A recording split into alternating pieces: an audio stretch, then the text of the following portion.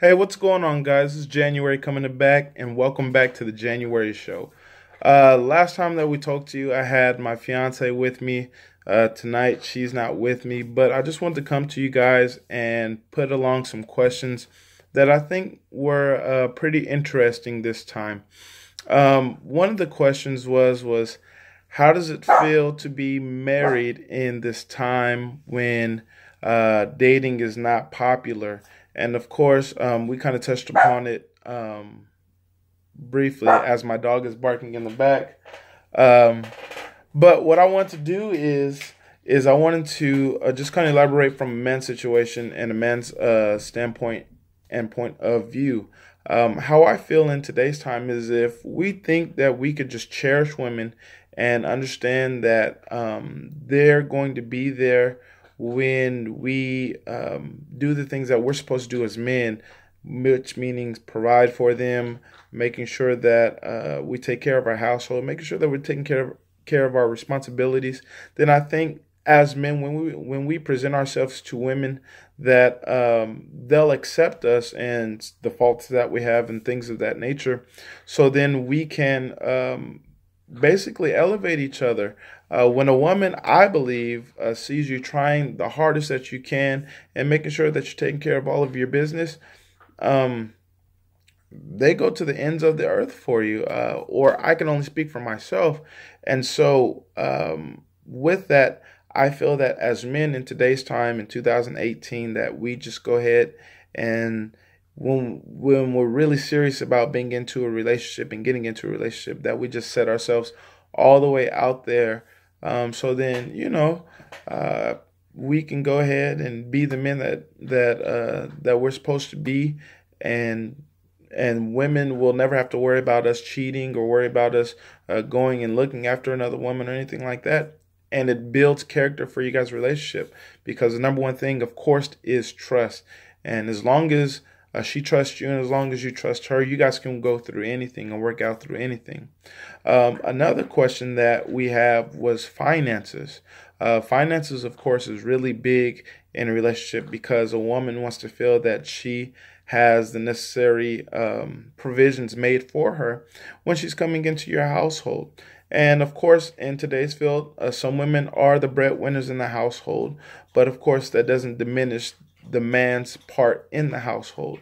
And so it's a kind of a touchy subject, but if you're able to um, talk to one another and be open with one another and figure out what needs to be handled as far as the expenses go in your guys' household, then I think that's another important key, which can be worked out, depending on you guys' career. If you're in college, if one's in college and one's out of college, or if both are on their career path, or if one is actually up and has employment, and one is still looking for employment. So, again, communication is key, but when you're dealing with finances, you always want to just have everything cut straight down the middle, black and white and dry, because you don't never want any kind of confusion when it comes to finances and what's going on in the household. So a good thing that me and my fiance do is I write a list of things on a piece of paper, and things that we need to take care of and things that we need to do upon a monthly basis. And then when those things come on, I just go ahead and check them off, or she checks them off, just to make sure that we have an account that we did it, and it's a great reminder. So then, say the electricity bill needs to be paid, and we know that the 7th is coming up. So it keeps both of us on track, and then it keeps us on track on where we are in our finances, and how much money we spent trying to go out and eat, have fun, and then how much we've saved, how much we've invested, how much we've put off into our own hobbies and our own creative arts. So that's another one with finances. And then lastly, um, our question, our last question is how do you keep the romance um, intact when you've been together for so long? um, which is really interesting because everybody's completely different. So one thing that I know that has worked for myself is we love to laugh and we love to play around and we love to goof off. So I have a memory board in the room, and it has our birthdays and it has um, why we fell in love, why we love each other, the things that we need to do daily. And yeah, because sometimes she gets on my last nerve, and I'm sure I get on hers too. But um, we've set that there, so then we make sure that we do those daily things. So if I haven't made her laugh or if I haven't kissed her this day, then I know something's off. And so it just really keeps us on track just to make sure that we're interactive with each other, because her job, what she does, is very stressful, and my job, or what I do, is very stressful. But we both make sure that when we come into the house that we leave all that stuff down and we interact with each other. Now, like I said, everybody's completely different, but do what works for you.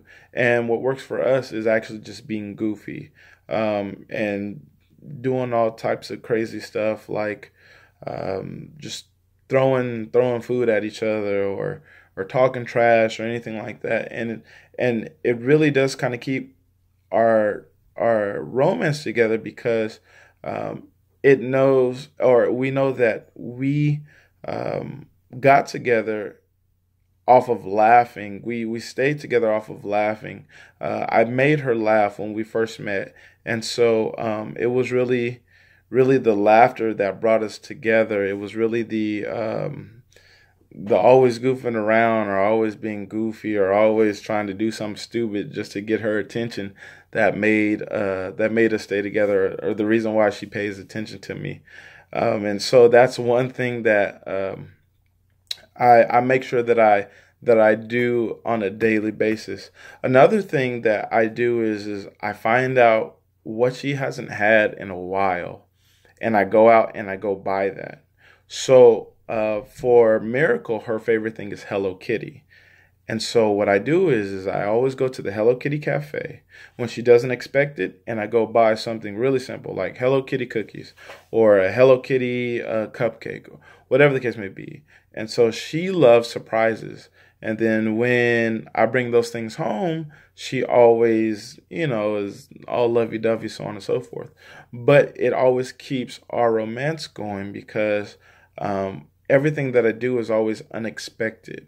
And so as long as I do things unexpected, then she'll never know, or she can never catch on to, you know, things that she may expect.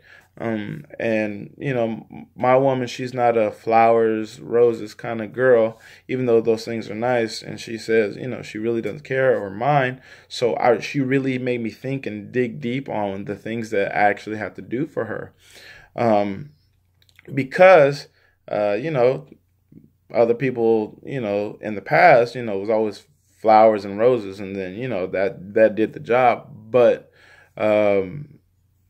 she's a different type of character, and so I think it's pretty awesome that cookies and food, laughter, and going out just to different small places. We make sure that we go to different ice cream parlors every time that we go out, and we never go to the same one twice.